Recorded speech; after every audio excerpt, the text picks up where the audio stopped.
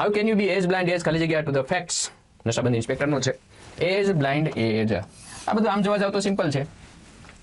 અંધ એજ બ્લાઇન્ડ એજ ના જેવું અંધ આ તો એજ વાળા તો પુષ્કળ છે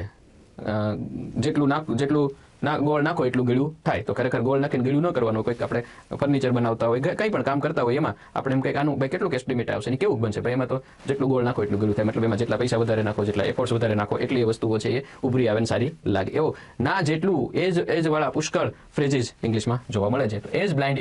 એજ ઓલ્ડ એજ એમ હવે લાર્ક એટલે લાવરી બેટ એટલે ચામાચીડિયું મ્યુલ એટલે ખચ્ચર અને હેર એટલે સસલું આમ તો જોઈને જ ખબર પડી જાય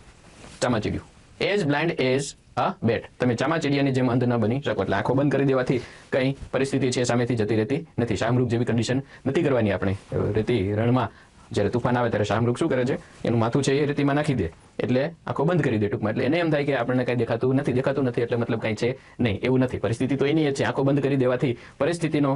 સામનો થતો નથી કે પરિસ્થિતિ જતી નથી કે એનું કોઈ સોલ્યુશન આવતું નથી